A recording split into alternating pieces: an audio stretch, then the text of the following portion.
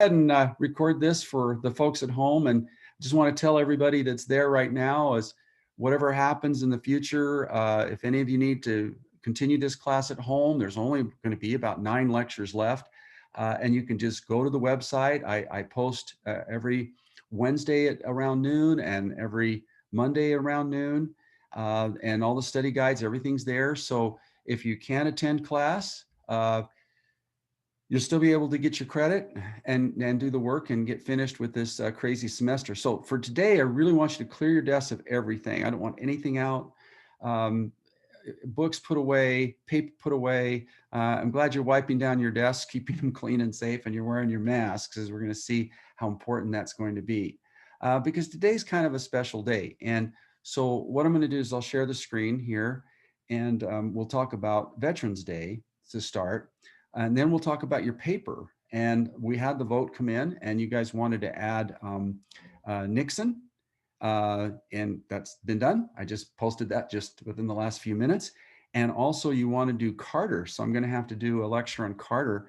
And I've got a lecture here on Nixon we did already. If you remember that one with Bob Woodward, he's a comparison you can compare between, well, his book maybe cost Trump the presidency. Also his work helped lead to the end of the presidency of Richard Nixon too. So that one's kind of an important one. And we talk about Watergate and all that. One of the things you'll want to compare perhaps with Nixon too is he kind of fell apart emotionally and mentally at the end. Mr. Trump is not with us right now. He's not accepting reality. And you can compare that. That's an interesting comparison as of the last couple of days that you could make. And so there, but there's lots of things, you know, being both impeached. President Trump, of course, was impeached for what? He tried to get a foreign leader, extort a foreign leader to dig up dirt on Joe Biden over a year ago because he knew that Joe Biden was really the only person that had a chance to defeat him. So there's some good ones there. So I'm glad you guys said you wanted to do Nixon, and we have the lecture there. Hoover, tremendous comparison there. Both are going to leave the country in an economic disaster that we've got to come out of. But we have the added coronavirus thing. I'll lecture on Obama next week. We'll do Jackson today. So I'll post the lecture today right here, as well as at the top. And then I'll get something together on Carter based on popular demand. So let's go ahead now and look at lecture 26. And again, we're nearly done. On election years like this, every 4 years, political science is a different creature than it is normally. And it's better. It's you get a chance to see democracy in action. Now we're going to pause today. And the reason I wanted you to clear your desks is that today is Veterans Day. November 11th is an important day. Why? Because of the Great Wars. Well, actually, the Great War. We're talking World War I. And this was the day that we honor everybody that perished in that Great War and all wars since. That's why we expanded to Veterans Day. I want you to look at this picture very carefully because this used to be a forest. It has been blown apart by artillery. The artillery was so effective, it could literally hit every square yard on a battlefield. Soldiers would dig in trenches and they'd dig dugouts and try to hide from the shelling, but it was an impossible thing. And then when it rained, this would turn into mud. Some of the worst was near Flanders, a place we'll talk about in a second, the landscape was just gone. And yet soldiers were continuing to fight right up until the last days of the war.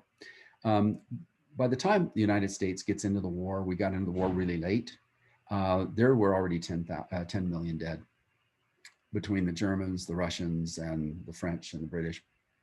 And they were war weary. So when fresh American troops arrived, that kind of helped a lot bolster the French and British sides at a critical moment in the war. The critical moment was this: Russia was defeated and gave up a whole lot of land, including the countries of Poland, Latvia, Lithuania, Estonia, and Ukraine, to the Germans in exchange for peace. And Russia was out of the war. So that meant Germany could take all of its troops that were fighting Russia and move them now to fight against France and England with the goal of taking Paris. Again, that had been their goal at the beginning of the war. They failed at that. They were going to make one last attempt to win the war. And they could have. But luckily, there were some fresh American troops there. The first assault managed to stop it. The second assault, not just stop it. By that time, we were landing 5 to 10,000 troops a day. And we were able to help push this back with our British and French allies. And the Germans were now back on their heels and were out of food, out of supplies, out of ammunition. America had become the great arsenal of democracy. We were producing food like you couldn't believe for the troops, weapons, supplies, all this kind of stuff. And as a result, right, the side with the best supply chain wins. And the Germans now were knowing that it was over. So they asked for a ceasefire, and that would lead to a treaty a year or so later called the Treaty of Paris. But we have to stop hostilities, right? So the German generals, the French, the British, American generals all showed up in a train car. That train car still exists. It's kind of an important place. And in the train car, they signed what's called the armistice. It's the end of hostilities. Armistice signed, end of the war. Berlin seized by revolutionists. New chancellor begs for order. Order Kaiser flees to Holland. It was just a wild time, no doubt about it, chaotic. But here it is, November 11th, 1918. They decided that the armistice should be on the 11th day of the 11th month of the 11th year, 11-11-11, because they had a huge front. I mean, we're talking 300 miles of front to get everybody ready to stop fighting. They picked 11-11-11 because it was easy to remember. So at 11 o'clock on the 11th day of the 11th month, it's over. Up until the last minute, people were still trying to take this piece of territory or that piece of territory and still fighting in order to gain some advantage in the negotiations later. But when the hour finally hit this appointed moment, the shooting stopped. This is now Veterans Day as a result of that. World War I had been a massive slaughter. 50% of the troops involved in the battles were either killed, wounded, captured, or missing in action. It was a mechanized war. Now, we saw a little bit of this in the American Civil War, where mechanization, equipment, artillery, all that had advanced to the point where it made brave charges by men with swords and lances just totally obsolete, right? It was now about lots of bullets, lots of artillery, and World War I was all about mechanization, especially artillery. And every 5 shells was mustard gas. So you have to wear gas masks. And it was terrible. And so they called it the war to end all wars, because certainly after this example, nobody's ever going to want to fight another war. Well, 20 years later, we get into a war that's twice as deadly, has aerial bombardment like we've never seen before, even leading to the nuclear bomb. So yeah, so much for that. That's why we started numbering World War I and II as opposed to the war to end all wars. The poppy is the remembrance of that throughout the British Empire. British Empire, England itself suffered 800,000 dead soldiers. Now, here's the thing. There was a young man, John McCrae, who died just before Armistice Day came. And they found, he was a poet, and they found his journal. And in his journal, he wrote this poem. Yeah, this poem inspired the wearing of a poppy. So what happens on near Veterans Day or Armistice Day in England and Canada and other places, they will buy these little poppies. They're like $1 or $2, whatever, but the money is for donations for veterans. And everybody wears it. You do not go outside without your poppy on, in remembrance of the veterans that have preserved those countries over the years. And the poem is what started that tradition. And here is how the poem reads. In Flanders fields, the poppies blow between the crosses row on row that mark our place, and in the sky, the lark still bravely singing fly, scarce heard amid the guns below. We are the dead. Short days ago we lived, felt dawn, saw sunset glow, loved and were loved, and now we lie in Flanders fields. Take up our quarrel with the foe, to you from falling hands we throw, the torch, be yours to hold it high. If ye break faith with us who die, we shall not sleep, though poppies grow in Flanders fields. Now, you guys remember the picture I showed you at the beginning? The first thing to grow in those fields were poppies. They'll grow anywhere, and they're a beautiful little flower. And so all of a sudden, where they're starting to build cemeteries, these poppies are everywhere. And this guy caught the moment in his poem before he passed away. So that becomes the remembrance of 1 out of every 28 people in France perished. 1 out of every 32 Germans, 1 out of every 57 Englishmen. America was only in the war for 6 months. We lost over 50,000 Americans and soldiers, but also 63,000 to disease. Most of that was the Spanish flu. Then we lost 206,000 wounded. It should have been the war to end all wars, but it wasn't. My favorite memorial, give me 1 second here. Close that door. Is this one. It's in Springville. If you ever get a chance, go to the city building, you'll see it. It's right by the splash pad. And one of our great sculptors locally in Utah, Dallin, Cyrus Dallin, carved it in the very French style. The original is in the museum. This is a copy because you know how people are, right? They want to protect the original. It's quite a beautiful piece. Not very big. They put it on a fountain, and that fountain honored the 7 dead soldiers who served in this war from Springville and Mapleton. And they planted 7 trees around it in a ring around this beautiful fountain. Well, those trees, of course, all died in the years since. So they've redone it, and they've done it in a beautiful way. They now have a beautiful walkway leading down the splash pad. I always try to go to this spot on Veterans Day to remember. Now, what I'm going to talk about right now is kind of the serious side of troops coming home. It's called PTSD today, post-traumatic stress disorder. The Civil War had this too. I mean, some of those battles were and the troops, of course, had to live through this, and they suffered. They called it soldier's heart during the Civil War, which is still my favorite name for this. Your heart is broken. You've seen so much, and you don't adjust so easily when you go back to civilian life. The war is not over emotionally. Shell shock was what it was called in World War I. Very dramatic. People would be in their dugouts, bombs going off, sometimes for days, all around you, and you didn't know if the next one was going to hit you. Some people couldn't handle the emotional stress and literally crumbled up and would rock back and forth and start screaming and whatever. And they literally had to take them to hospital and send them home. They couldn't fight anymore. It was called shell shock, and it's a real thing.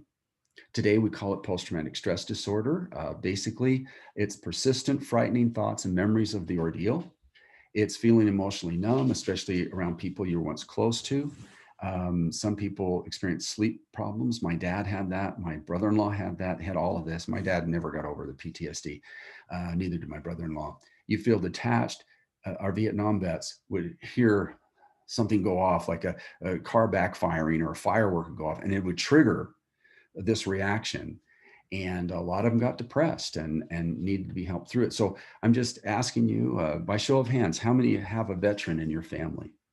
So yeah, okay. And look, if they're freshly coming back from war, watch them, be careful, help them through that, see that they feel safe and comfortable, and help them along. Okay. So with that kind of being said, today is an important day for me personally. And it's a day I like to say the pledge. Now, I have a particular opinion about the Pledge of Allegiance. I love it. I think it's awesome, but I want to save it for special occasions. I don't like this saying the pledge every day. I think it becomes trite. I think it becomes mundane. I think it becomes ordinary. And it should be saved for important moments where we actually think about the words and the meaning of it and pay respect. Now, you know as well as I do, your First Amendment right, you don't have to say the pledge. You don't need to. If you have a reason that you don't want to, whether it's religious or whether it's political or whatever it happens to be, you're fine not saying the pledge. But I think sometimes we can, unless there's a religious reason, I think maybe we can say the pledge together despite our political differences. I like to say the pledge today in all of my classes because of it's Veterans Day. And my dad was at the Battle of the Bulge. It was the toughest battle Americans faced in World War II. My brother-in-law was at the Chosin Reservoir battle, which was the biggest one faced. He was behind enemy lines for, he says, by almost a month, trying to get back to the American lines after this battle. And I had a son in the Air Force. He's now out, but in civilian life. But I like to pay respects to the 3 of them. So if you're willing to join me in the pledge right now, I think that would be like a cool thing to do. Honestly, though, if you sit down, I respect that. I totally get it. And I respect your reason to sit down. Would anybody like to lead it? Let's go ahead and pick somebody who'd like to lead this for us. Okay. Well, go ahead and start.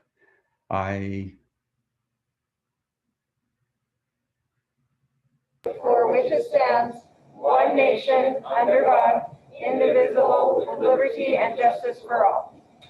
Thank you so much. That means a lot to me. And again, it's your right to say it and it's your right not to, but I like saving it for those moments, 9/11, Pearl Harbor Day, today, Veterans Day of all days, 4th of July. And I think it'll have more meaning to us and we'll be united as Americans if we just don't have to say it every day just out of rote memorization. It is the law in Utah that you say it, but it's also the law that says you don't have to, right? Because of freedom of speech. All right, well, we've talked a lot about that before and how that works, but now let's get on and talk about the election. And we're also going to get through Jackson today, so you can compare that Jackson to the current president. All right, well, Alaska's been called. It went for the president as we expected. 3 states still left to go, too close to call, but look at this margin of victory. It's growing by the hour. Biden now leads 50.8%, which is big. American elections are close.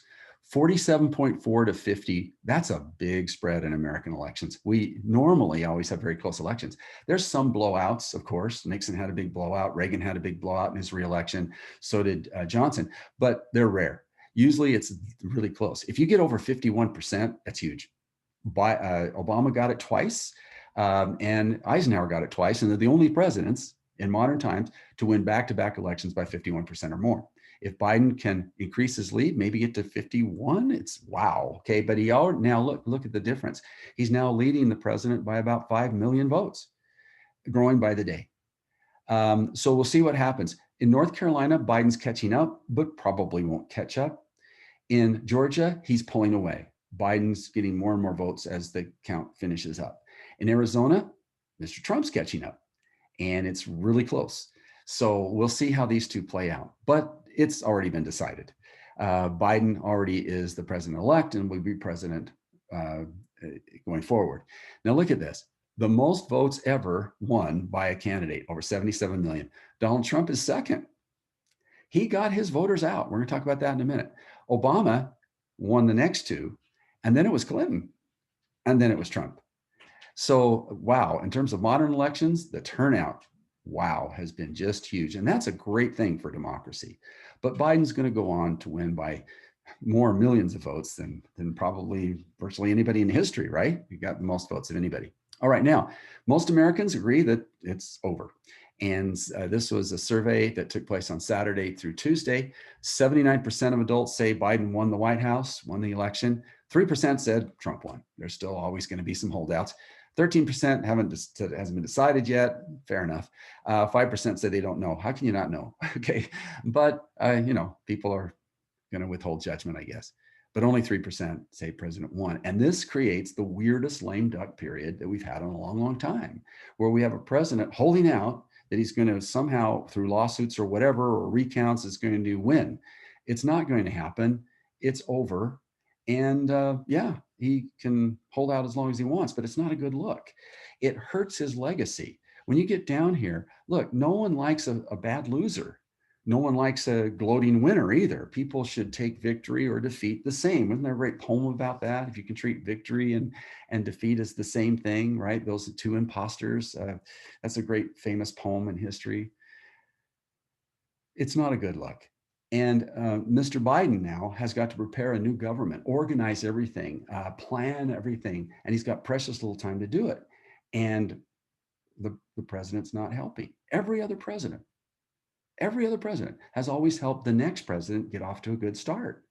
That's the tradition. By now, usually the old president would have invited the new president to the White House by now and had a conversation about how they can work together in the final 75 days of a presidency, but we're not seeing that.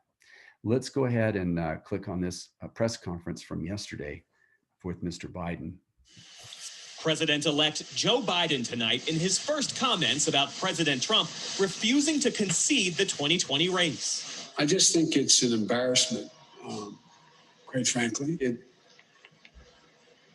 will not help the president's legacy. Biden barreling ahead with his presidential transition. So I'm confident that the fact that they're not willing to acknowledge we won at this point is not of much consequence in our planning and what we're able to do between now and January 20th. His team has spent months mapping out a quick start for a future Biden White House. Their work now hitting a roadblock. The Trump appointee who heads the General Services Administration has not officially recognized Biden as president-elect. Doing so would release additional resources and intelligence, including for Biden, the president's daily brief. Obviously, the PDB would be useful, but it's not necessary. I'm not the sitting president now. And so we don't see anything as slowing us down. While President Trump isn't acknowledging Biden's victory, many world leaders are. The president-elect fielding phone calls and congrats from the heads of France, Germany, Ireland, Canada, and the UK. I'm letting them know that America's back. Biden's comments coming as many prominent Republicans are pushing President Trump's baseless claims that voter fraud might have swung the election, despite a lack of evidence. Asked how he can be sure Republicans will work with him once in office if they won't acknowledge his win, Biden was confident. They will. They will. Jeff. Now, Biden, of course, is what a contrast in terms of leadership style and all of that. But yeah, Biden is not sitting back idly. Now, you guys know as well as I do, they're preparing a whole bunch of presidential orders to unravel all the presidential orders of the current president. His pulling out of the Paris Climate Change Agreement triggered this tweet from the mayor of Paris. This is to stop global warming, climate change. It's a treaty we wrote. World jumped on the board, and then Mr. Trump pulled us out of it because Obama negotiated this treaty, and he doesn't like anything Obama. Also, he pulled us out of the World Health Organization in the middle of a pandemic. Who does that? President Trump did. And so we'll be back in the World Health Organization and helping the world fight this virus again. The Muslim ban will be erased immediately. And then the wall construction. Mr. Trump took money from military construction projects on bases to help our bases be a better place for our soldiers to live and their families. And he used that to build his wall. Well, that will stop, and that money will go back to the military where it was intended. And it's COVID, COVID, COVID. The president did get that part right. Look, transitions are always tricky. To just review, you guys remember that Lincoln had some problems. He's president-elect. He is on his way to DC, but he's not president. And during the lame duck period, this is why we call the lame duck, because Buchanan couldn't do anything to stop this civil war. All these states left before Lincoln even was sworn in. And in those days, you couldn't be sworn in until March 4th. That was way too late. We see also too, same thing happened when FDR gets elected. He's elected, I got the dates right here for you guys, in 32. The banks were failing right and left. Hoover seemed unable or unwilling to do anything about it. And so it wasn't until March 4th that Roosevelt could act, and he put in some procedures and things that would stabilize the banks. It was really important. But in the meantime, look at the damage that was done. Lame ducks are bad. And we got to watch these lame ducks. What they did in the 20th Amendment was shorten the time frame. So instead of waiting until March, now we go to January 20th. And I wish they had made it January 3rd. So we don't have to wait quite so long, because what's our problem with this? We have a president that hasn't received the security briefing since October 1st. He hasn't attended a coronavirus task force meeting in who knows how long. It could be months at this point. So he's checked out, and he's given up on us, basically, and he's playing golf. And that is during this pandemic. Now listen carefully. Listen carefully. This is your Pearl Harbor. This is your 9/11. Look, in World War II, most Americans stayed right here in the United States, but they sacrificed. They went to work in the war industry. They planted gardens, victory gardens, because a lot of the food had to go to the troops, right? So we were short on basic food supplies. Everybody got a book of rations, certain products that you couldn't buy. The toilet paper was one of them. Sugar was another. Gasoline was another. All these products that we needed for our troops, tires and everything else had to be recycled.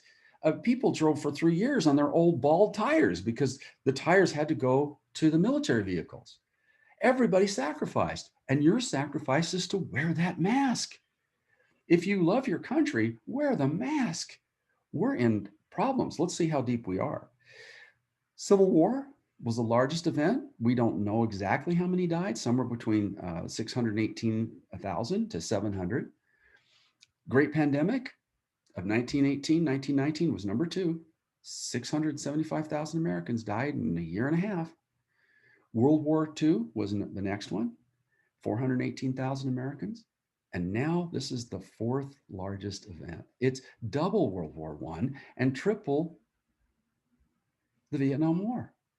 And it's only been 9 months, and we are now in the worst part of it. We've hit winter, and this president can't take office until the 20th Amendment says noon on the 20th day of January. Congress meets on the 3rd of January to certify the vote and to make it all official. I wished they took office the next day after the election, but that's not the way it works. And so here we have Utah, the worst we've ever had. Our hospitals are being jammed. We're now running low on PPE again. Our nursing staff, our doctors are tired. You have got to save them. You wear a mask. 50% of the people walking around who are contagious, who are spreading the virus, don't even know they have it. You don't know whether you have it or not, but it's your patriotic duty to all of Americans, and especially here to Utahns, to wear that mask, to wipe down your desk, to wash your hands, just in case you might be spreading it, so that it doesn't get into the older population. And look at the country as a whole. We have one president that had these mass spreader events right up until the end. They've traced back how many people have gotten sick from going to his rallies. That's going to be a number we're going to know in history. And in fact, the White House celebration he was going to have last Tuesday after the election, they've already have 5 cases came directly out of that meeting I showed you. So we've got to do our part. One's playing golf, the other is trying to come up with something that we can do to solve the problem. Well, Biden on Monday wasted no time putting together a new COVID task force. They're already out there talking to people, giving them advice. All they can do is talk right now and give advice. They don't have any authority yet.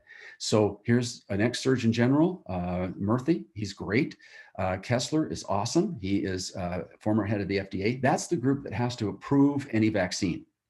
Make sure it's done right. Make sure it isn't got side effects. And by the way, we have to have a plan, CDC and others, that President Trump really is dismantled, not funded properly, and whatever, that has to figure out who gets the vaccine first.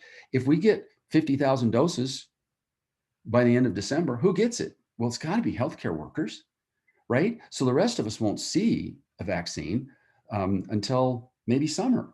So until then, we've got to save lives by keeping people out of the hospital. And that's why we're wearing masks. Most of you will get the virus and won't even know you had it. That's a good thing. But there's a percentage of the population that needs you to protect them. We get a little messed up in our country. We have the Declaration of Independence where we talk about life, liberty, and the pursuit of happiness, right? Well, okay, a lot of people would just want to pursue their happiness. You know, it's my liberty. I don't want to wear a mask. The point is, the first one in that list is life. If you lose your life, there is no liberty and no pursuit of happiness. We can't get back to normal until we fight for everybody's lives. That's what World War II was about. That's what World War I was about. That's what the Civil War was about. Saving the country, saving lives, ending the war, Armistice Day, stopping the fighting. We've got to win against this virus. And Joe Biden addressed the country on this. And I think I'm going to go to this one, even though we may have to endure a commercial, but it's a longer version of his speech he gave on Monday, his press conference as president-elect. So let's go ahead and play this one because I like this longer version. So it'll take a moment to wind up, but here we go. Yeah, it's worth enduring the commercial to get the more appropriate version of this. Okay, AT&T has a new streaming service. All right, here we go. Here's the vice president. This is a crisis that affects everyone. As I've said throughout this campaign, I will be a president for every American. This election is over. It's time to put aside the partisanship and the rhetoric that designed to demonize one another. It's time to end the politicization of basic responsible public health steps like mask wearing and social distancing. We have to come together to heal the soul of this country so that we can effectively address this crisis as one country where hardworking Americans have each other's backs. And we're united in our shared goal, defeating this virus. As we work toward a safe and effective vaccine, we know the single most effective thing we can do to stop the spread of COVID is wear a mask. The head of the CDC warned this fall that for the foreseeable future, a mask remains the most potent weapon against the virus. Today's news does not change that urgent reality. I won't be president until January 20th. But my message today is to everyone is this: it doesn't matter who you voted for, whether you stood, where you stood before Election Day. It doesn't matter your party, your point of view. We can save tens of thousands of lives if everyone would just wear a mask for the next few months. Not Democrat or Republican lives, American lives. You know, maybe it would save the life of a person who stocks a shelf at your local grocery store. Maybe it saves the life of a member of your place of worship. Maybe it saves the lives of one of your children's teachers. Maybe it saves your life. So please, I implore you, wear a mask. Do it for yourself. Do it for your neighbor. A mask is not a political statement, but it is a good way to start pulling the country together. I want to be very clear. The goal of mask wearing is not to make your life less comfortable. It's to take something away from you.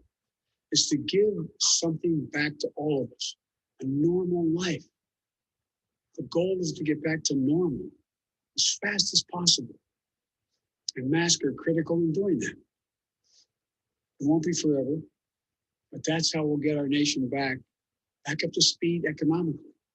So we can go back to celebrating birthdays and holidays together. So we can attend sporting events together.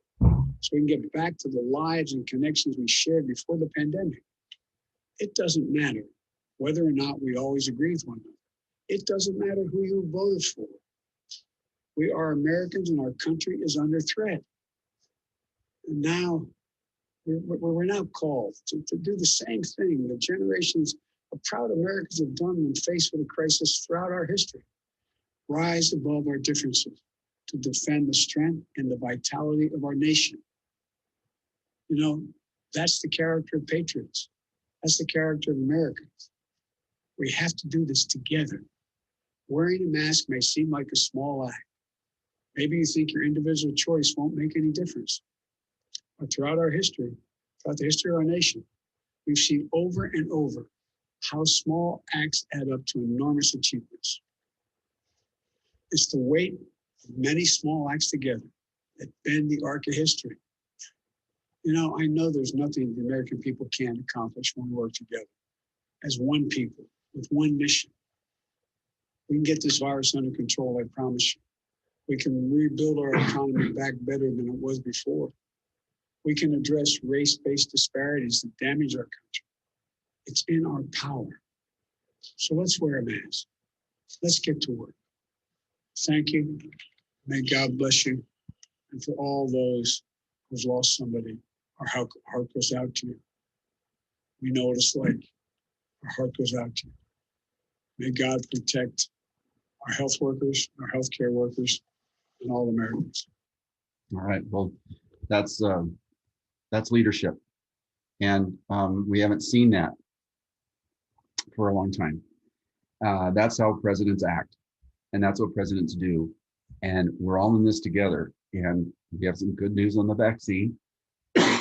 Sorry, Pfizer does have a vaccine they say is 90% effective. They've got a little more work to do, but it has to be super cold. It's got to be like 100 degrees below zero in these chambers in order to preserve this and move it around the country. And there's not going to be that many doses very soon because it takes a long time to manufacture. It's difficult. Hopefully other companies can come up with other vaccines, but it might be midsummer before we all get a chance to get this vaccine. So At this particular moment, we were going to show you some things with Kamala Harris, which we're going to delay, but I think we need to get to Jackson now. Okay, so let's talk about Jackson. And it's so nice to have a president leveling with us and telling us the truth, right? We've got to wear masks. We've got to help each other. We've got to pull together as a country. This is just like World War II. It's your World War II. It's that big of a deal, guys. It's that big of a deal. It's bigger than Vietnam. It's bigger than Korea. It's bigger than anything back to the World War II era. So do your part. Help the situation. All right. Well, let's get to the Jackson era, and you know that Jackson, of course, invigorated this section of the country, Appalachia, to vote. Why? Because he changed the voting rules. He allowed uneducated white men, many of them couldn't even read, and gave them the vote. How did he do that? Well, they went and changed the state rules state by state after the election of 1824. When Jackson loses this election and he calls corrupt bargain against Henry Clay and the then president would have been John Quincy Adams, and basically made that 4 years impossible for John Quincy Adams, as they mounted a new campaign against what they called corrupt bargain. They called these two men elites, and they were taking away the people's vote. Well, I suppose that's true. When you look at this 13-7 win in the House of Representatives, that didn't represent what the country wanted at the time. They voted for Jackson in all 3 regions of the country. They gave him more votes. They gave him more electoral votes. It just wasn't 50%.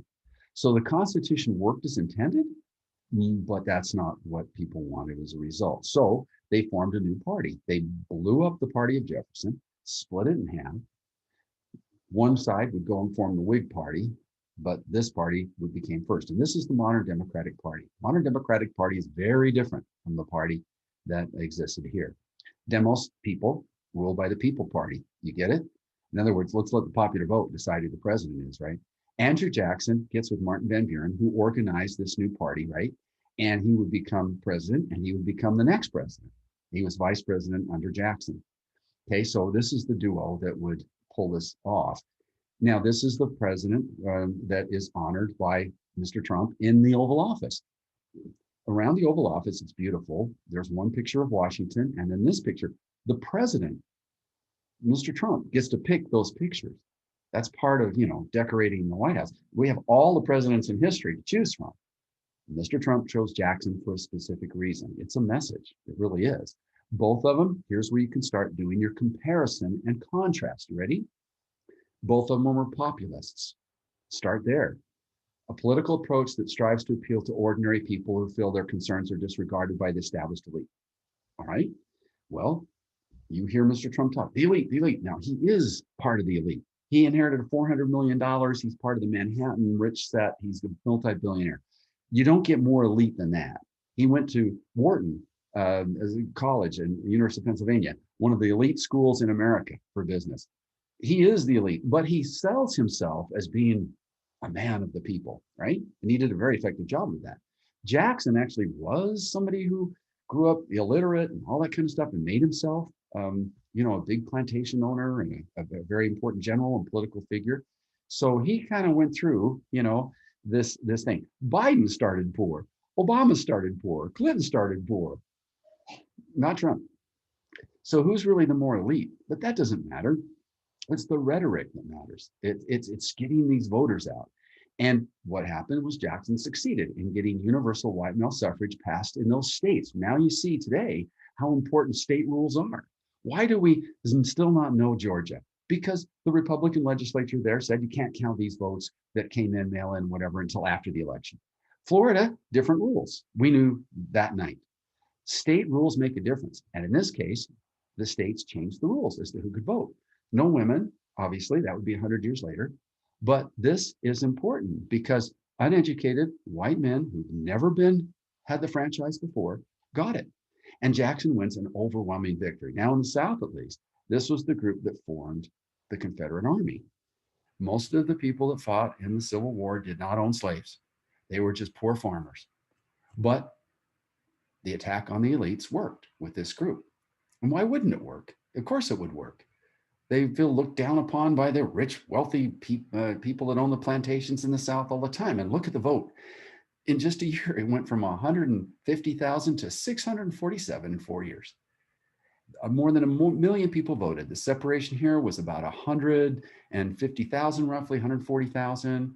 And Adams got 500,000 votes himself, but he loses in the Electoral College in a landslide. Here is the electoral map for that year, 178 to 84. Notice New England still votes differently than Alabama. That's always going to be because of the cultures. And these two populists live together now today in the White House. And Mr. Trump is very proud of taking his picture with these people because his base is the same. The base of President Trump is the same base that Andrew Jackson had. White men, rural areas mainly, non-college educated. It's the same group as his base. Now, when it came to the inauguration day, Jackson had the biggest inauguration ever seen. People were so excited about his election that 10,000 get on horseback and show up to DC. The problem with that is when the president gives the oath of office, it's about 10 seconds long and gives a little speech and that's it.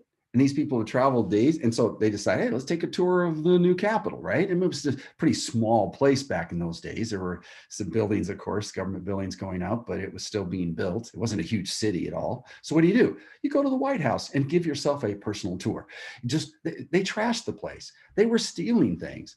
Jackson, when he gets there, is crushed in part of the White House. It's so bad, he has to sneak out a window to avoid being crushed by his adoring fans. Now, he's an older, frail guy. Both of these two, you can say, too, were the oldest presidents ever elected when they got elected. That's a comparison you can make. Mr. Trump, of course, he says, I had the biggest inauguration ever. More people watched me, or whatever. Not true, but it doesn't really matter. He thinks it. So it was important to him to have a big turnout to inauguration day to Trump. And Jackson did have that. Moving right along, the Peggy Eaton affair. Basically, we'll skip that story, but what we will tell you is that it led to tremendous chaos in the Jackson governmental structure. The cabinet that usually runs the government under Washington, Jefferson, Madison, Monroe, this and Adams, the structure of the cabinet was totally blown apart. It never worked. It never functioned. Why? Because Jackson kept firing them all. He went through 4 secretaries of state, 5 secretaries of the Treasury, more. You crossed him, you look cross-eyed, he fired you. Mr. Trump's the same way. He's gone through, as of 2 days ago, 4 secretaries of defense, 3 directors of national intelligence, a couple of secretaries of state. It's chaos. His cabinet never really became functional. And some of the people he picked actually, quite frankly, weren't up to the job because they weren't qualified. Okay, so what happens is that both of them ran their government the same way. We called it, in Jackson's case, the kitchen cabinet, where friends of Jackson from the West, mainly from his home state of Tennessee, would come into the back door of the White House at night and eat dinner. The slaves would prepare all the food and they'd go in there and they'd eat and they'd just socialize and whatever. And this is when Jackson would sit down and plan out his governmental strategy with his friends in the kitchen. And we call it the kitchen cabinet. Mr. Trump, the same thing. You know, he's done over 300 golf trips as president. He goes on for these holidays and weekends, goes out there, plays golf with his buddies, sits down and decides what the government should be. This is not official government leaders. These are not people appointed by the appointed by this president and approved by the Senate. These are just a group of hangers-on and friends. And that's who influences the president. He'll come back from a weekend and all of a sudden there's a new presidential order based on the conversation he might have had on the golf course. So this is one you can compare, the kitchen cabinet effect or the golf course effect. It's the same thing. Let's look at another one.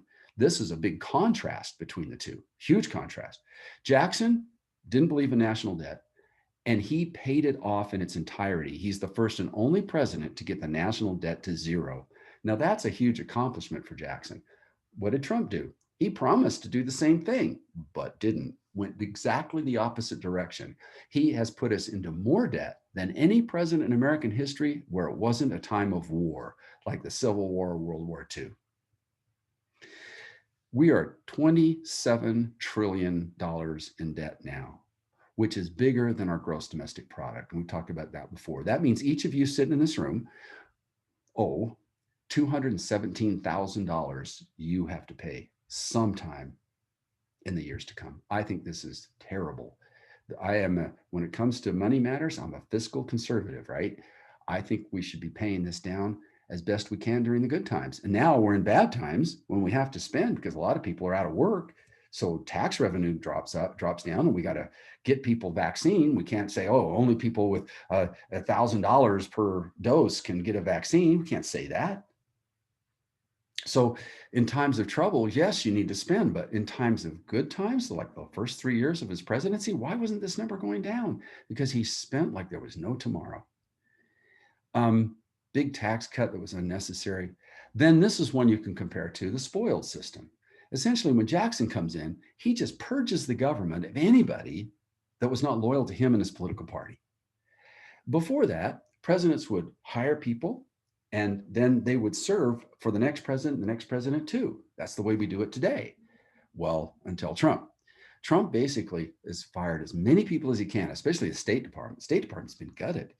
And all these career people who know their job and whatever, if he'd had 4 more years, who knows what would have happened to the federal government. 1.8 million workers who are hired for their skill set, not for their political party affiliation.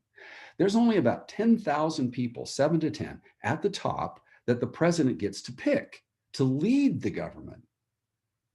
But the people doing, for example, let's take something like copyright. I had a friend of mine who worked for the Copyright Office. He was an expert in lasers. Okay, great. You're going to replace him with a political appointee because he helps you get votes in Tennessee? That's what Jackson was doing. And Trump was dismantling portions of the government that we need. There's embassies out there. There were many, many ambassadors that were never filled. Trump is one of the worst presidents we've ever had at hiring people.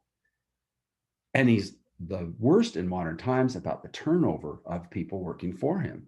He's gone through three, count him, right? Chiefs of staff. So here it was a reward for party loyalty rather than who's competent and can do the job.